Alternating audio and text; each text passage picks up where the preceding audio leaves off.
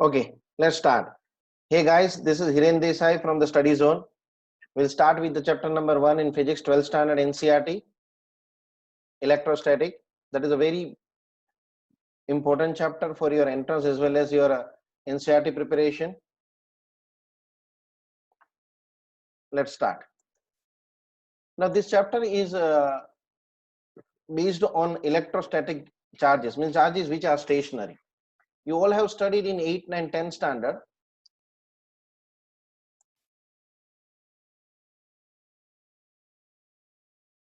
Okay, you all have studied that electron has a negative charge, proton has a positive charge, neutron is uncharged. We all know that the charge of an electron is accepted as a negative, that is 1.6 into 10 raised to minus 19 coulomb. Proton is also having same charge, but it is positive, 1.6 into 10 raised to minus 19 coulomb. You must be aware that these charges are discovered by the great scientist Thomson. Now we should know how these charges are transferred from one body to another body, or how can we charge any body. Before going for the next concept, let us understand that proton like charges repel each other, unlike charges attract each other. It means electron proton attracts each other, proton repel each other, electron repel each other. There is no force between proton and neutron and electron and neutron. Okay, so we should know how the bodies can be charged. There are 4 processes of charging any body. The first process is friction electricity. In a friction electricity, when one body is rubbed over another body, one body is losing an electron, another body is gaining an electron. The body which is losing an electron will become positively charged, and the body which is gaining an electron will become a negative charge. For example, we have a plastic rod and silk cloth. When we rub a silk cloth over a plastic rod will lose the electron, will become positive. Silk cloth will gain an electron, will become negative. So initially both were uncharged, now both are charged. This friction, this charging is due to the friction. It means contact of each other. That is why this is also called a contact method of charging the body.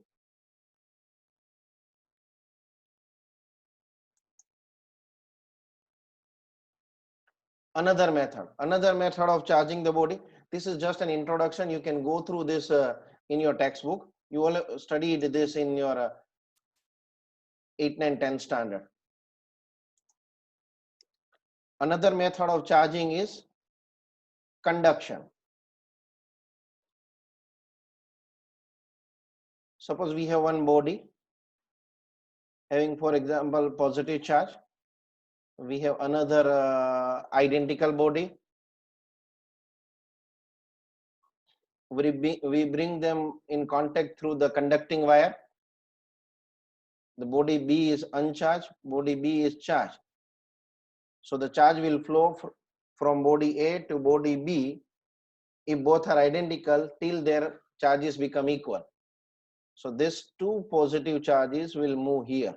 Remember, at this moment we have taken an example of an identical bodies only. At a later level we will consider 2 different shaped, 2 different material bodies and how charges are getting distributed. So right now you need not to worry about it. It means what we understood, suppose we have body A, body B and body C. All are identical sphere. Suppose body A is having charge Q, body B is uncharged. When we bring them in contact with each other, charge on A and B will be Q by 2, Q by 2. Now suppose they are separated. Now there is no contact between A and B. Now body B is brought in contact with body C. Again charge will be divided. Charge body C is uncharged. So charge on body B will be Q by 4 and charge on body B will also be Q by 4. And this process will continue. Now, if I bring A and B in contact with each other, then charge will be half of total charge on each body. So this is also one of the method of charging. This method is called method of conduction. So we have studied two methods. One is method of friction, second is a method of conduction. Remember, in both this method, bodies are in contact with each other. That is why such methods are called contact methods for the charging.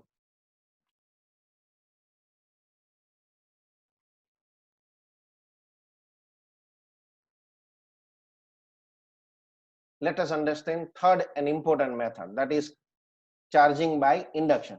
Remember, these initial pages are the basic introduction pages. Just go through it, like what is conductor, what is insulator, that you studied in chemistry also, and you have studied in your 8, 9, 10 standard also. You will get few MCQs from that, like which device is used to measure the charge on the body. So that is a green leaf electrostat. So these electroscopes are there in your laboratory. You might have seen in your school laboratory. Now, important one, charging by induction. You have to understand this. Now see this figure. Suppose we have two identical spheres A and B. They are in contact with each other. They are kept on an insulating stand. Both are uncharged.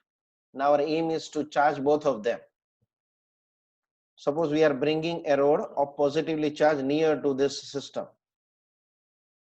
Because of the positive charge on the rod, electron from sphere A and B will be attracted towards the rod, which will open up the positive charge on the other side of sphere B. Remember, this process will continue till equilibrium state is not established. Here, equilibrium state means, suppose this is the final distribution of charge. It means the force on A is due to this rod as well as due to the B. Both are applying attractive force. Net force on A is 0. Same way, if you take sphere B, then net force on sphere B is 0. Same way, if you take the rod, then net force on the sphere, the rod will be 0. Now suppose they are separated.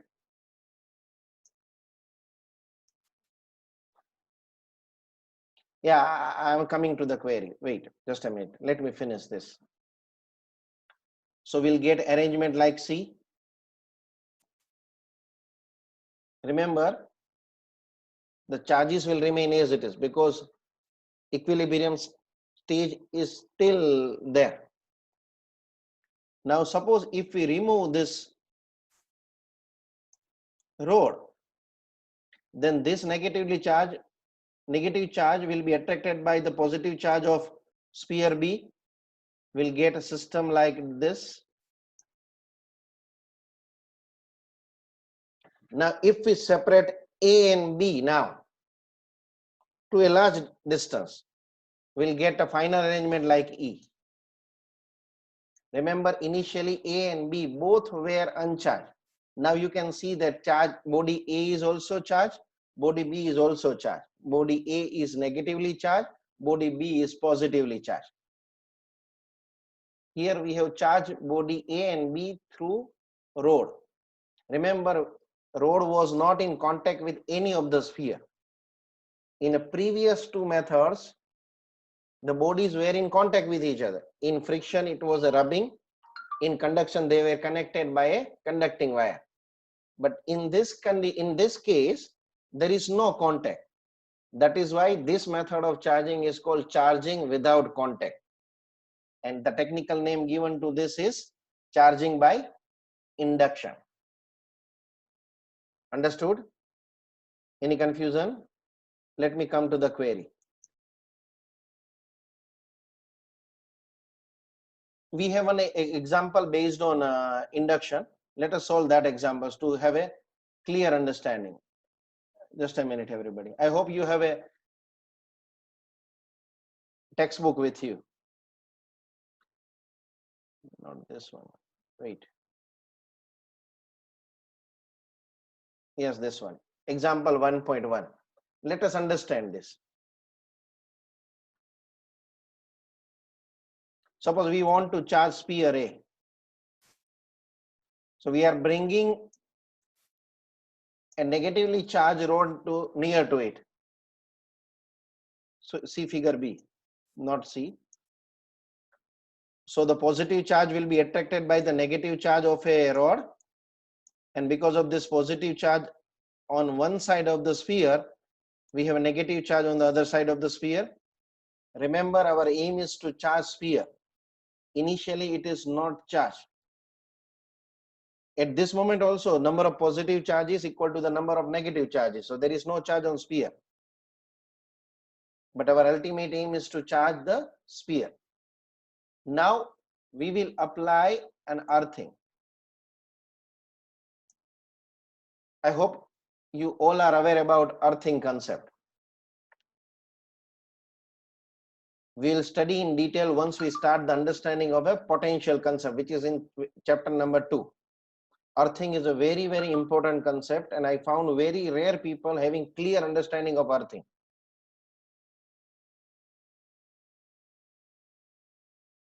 In short, at this moment, I can tell you one thing, that earthing means potential of a body becomes zero. Nothing else. Remember, it doesn't mean that excess charge will go to the earth. Earthing means simply potential of the body becomes zero. To make a potential of the body to be zero, charge will be exchanged between earth and the body.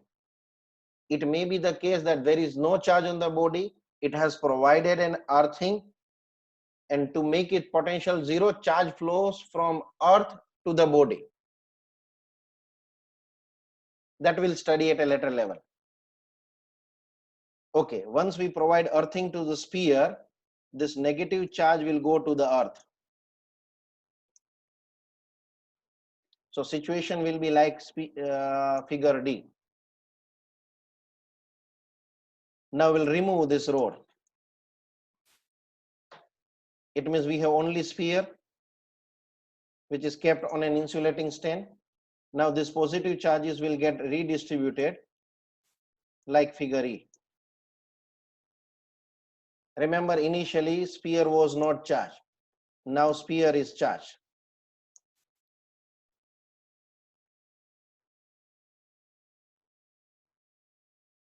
Okay, now sphere is charged. So here sphere is charged. That is why our purpose of charging a sphere is done. This process of charging is called charging by induction.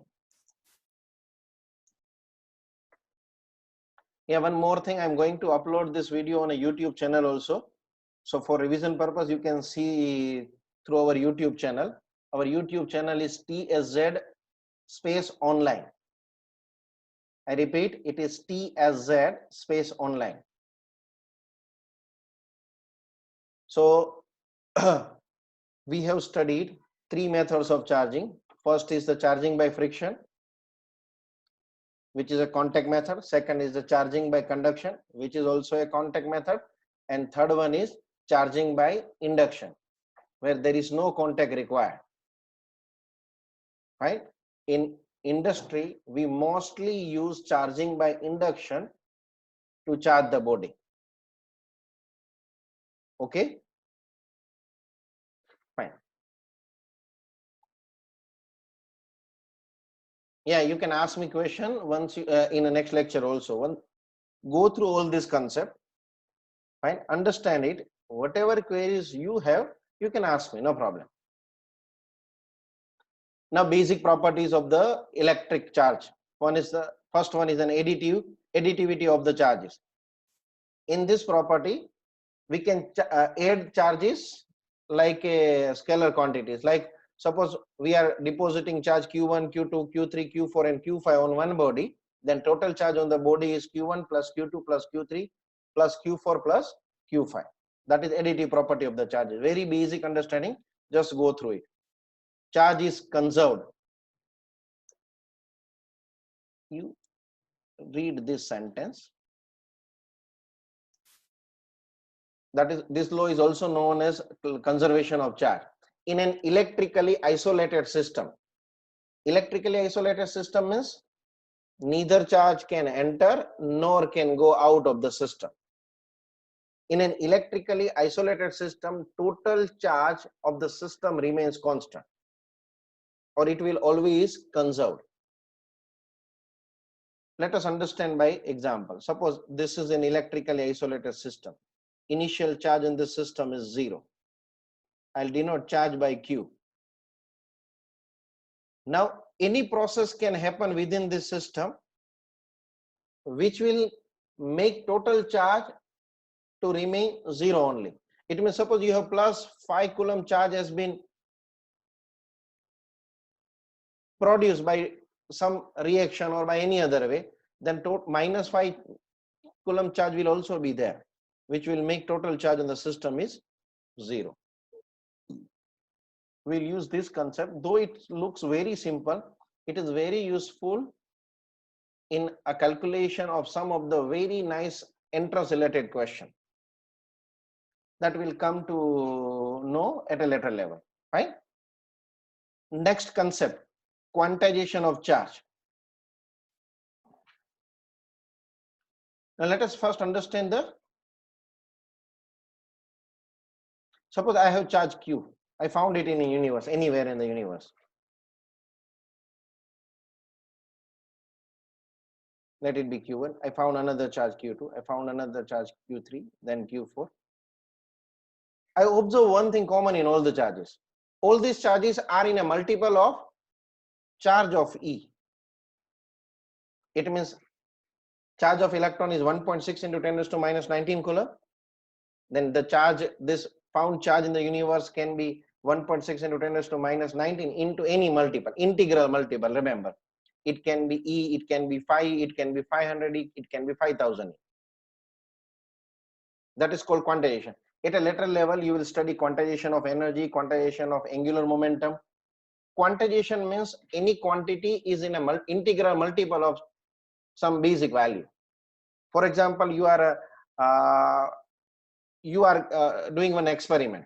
In that readings are 5, 15, 500, 400, 300, 10, 20, 30. It means all these numbers are in a multiple of 5. That is called quantization of 5. Same way, quantization of charge means the charges present in the universe are always in a integral multiple of charge on electron. Fine. So from this we have assumed that electron must be a basic charge. So it has been accepted by the society that the charge of an electron is a basic charge. It means we can't have a charge lower than charge of an electron. We know that charge of an electron is 1.6 into 10 raised to minus 19 coulomb. Remember, coulomb is the unit of a charge in honor of a great scientist Coulomb. Suppose charge 1 is N1E, charge 2 is minus N2E. Both are deposited on one body. The net charge on the body will be Q1 plus Q2, will make it N1 minus N2E.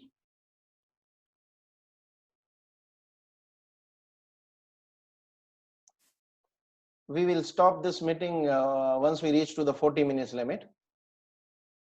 I'll send you the link for the next lecture tomorrow or day after tomorrow. Fine.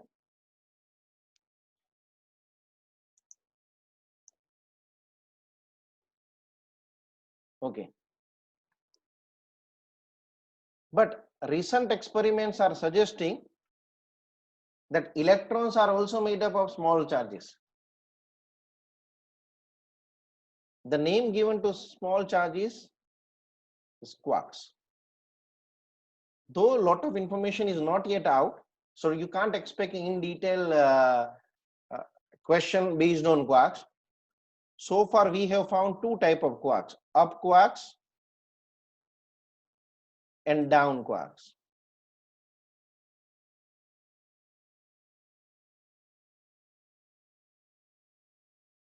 Up quarks is having value plus 1/3 charge of an electron, and down quarks is having value minus 2/3 charge of an electron.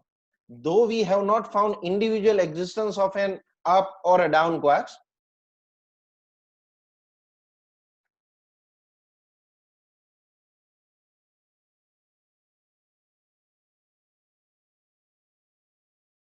electrons are made up of, sorry,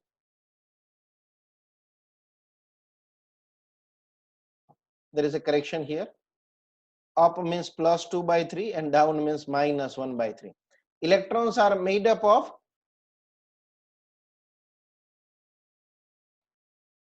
wait everybody please, let me rub this.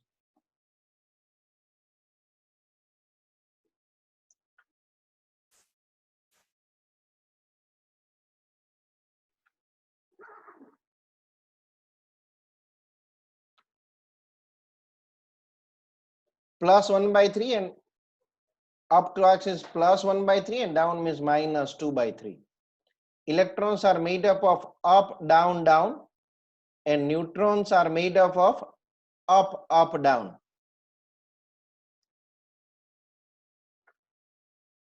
Though more information is not out yet about quarks, but at this moment it is believed that quarks is a basic charge. So far we were believing that electron charge is a basic charge. One more basic calculation I would like to explain here. Remember, the charge of an electron is 1.6 into 10 raised to minus 19 coulomb. Coulomb is the unit of a charge. 1 coulomb is very high unit. If you want to find number of electrons in 1 coulomb, then we have to divide 1 coulomb by a charge of an electron. That is 1 upon 1.6 into 10 raised to minus 19 comes to 6.25 into 10 raised to 18. It means if we have a 6.25 into 10 raised to 18 proton or electron, then the charge of a body is 1 coulomb. So 1 coulomb is a very high charge. That is why we are using a smaller units of a charge, that is millicoulomb or microcoulomb or even picocoulomb. Fine, everybody?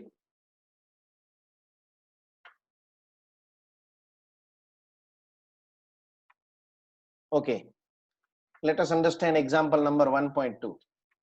Remember, if you see the past year's papers of JEE main and NEET, I'm not talking about JEE advanced. I'm teaching this JEE, IT JEE, AAEE and AAPMT since 2001. You will find that 80% plus questions are similar to NCERT textbook question. I said similar. I'll prove it at a later level. Wait for the right time. So if you are not good at NCERT concept, it is very difficult for you to get the grip for entrance exam. That is why many intelligent students, after doing a hard work, not able to convert their hard work into the top score. Fine. Let us understand example 1.2. If 10 raised to 9 electrons move out of the body to another body every second,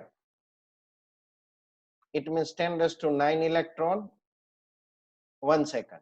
How much time is required to get a total charge of 1 coulomb? So for 1 coulomb, what is the time? It's a very simple question. That is 1 upon 10 raised to 9 electron. That is 1.6 into 10 raised to minus 19. That comes to this time. You need not to remember. You need not to do this calculation in entrance. So don't worry, which is approximately 200 years. Just go through this. You will be very happy to read it. Next one. How much positive and negative charge is there in a cup of water? This is also a generalized question, cannot be asked because cup varies from person to person, people to people, or home to home. Few people are using mug, few people are using small cup. Fine. So let us assume that the 1 cup is having 250 gram of water. What is molecular mass of water? That is 18 gram. It means 18 gram water means 1 mole. It means 250 gram means how many moles? 250 by 80. In 1 mole, how many molecules are there? Avogadro number 6.023 into 10 raised to 23. So these are the molecules of the water in 1 cup, that is 250 gram of water. Now we know that water is H2O. It has 2 hydrogen atom and 1 oxygen atom. Hydrogen is having 1 proton, 1 electron, 1 neutron. Oxygen is having 8 proton and 8 electron. So 8 electron from oxygen, 1 plus 1, 2 from hydrogen. So there are total 10 electrons and 10 protons. So if we consider electron or proton, then we'll multiply it by its charge. So 1 cup of water is having 1.34 into 10 raised to 7 coulomb negative charge, as well as 1.34 into 10 raised to 7 coulomb positive charge. Fine, everybody. This was just an introduction of this chapter. In the next session, we'll come up with a very interesting concept of a Coulomb's law. Just go through all the sentences given in your NCERT. Fine. Once we finish theories and all the numericals of NCERT, I'll send you the detailed material for the MCQ practice. Fine. And we'll solve the queries also. We'll keep up to here.